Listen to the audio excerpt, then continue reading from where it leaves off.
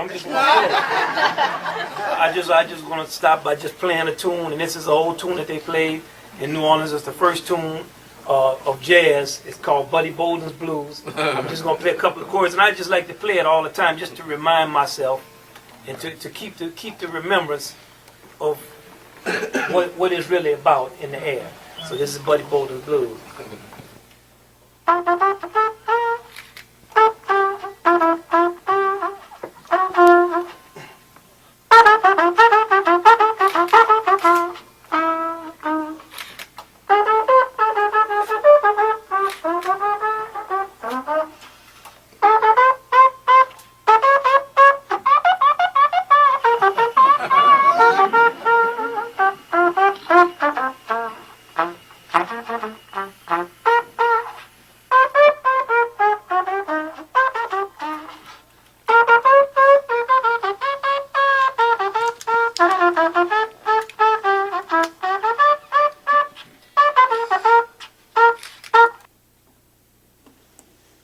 Jazz, a musical art form that has spanned the past century and spread it from its origins in the United States across the globe.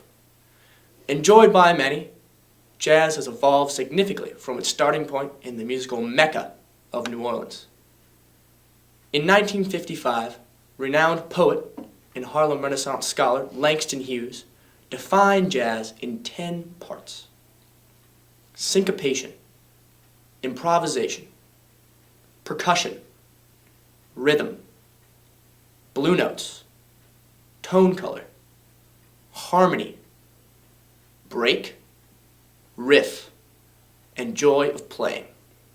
However, before we can even think about jumping to 1955, we must look back at the circumstances in which jazz was created. New Orleans was ripe for the development of jazz, with its mixing and melting of musical styles, such as ragtime,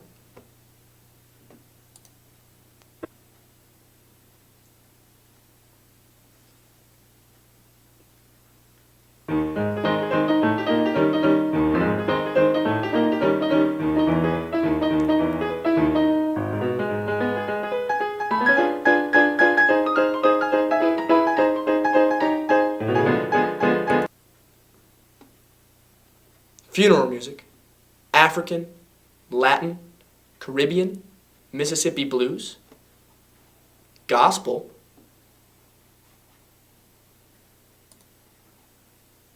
just a verse of little boy. The little boy grew till he got strong. Mother father kept leading him on. Led him up to do the man. Every time a little boy was gone, a little boy. and lastly, classical music and opera. New Orleans proved to be the epicenter of creativity, musical development, and cultural synthesis. In this environment, there are many major figures that helped create and establish jazz as a musical idiom, such as Jelly Roll Morton, Buddy Bolden, Freddie Keppard, and Joe King Oliver. Jelly Roll Morton, born in New Orleans in 1890, was raised in the melting pot of music. By the age of 12, he was working as a pianist in the bordellos of Storyville.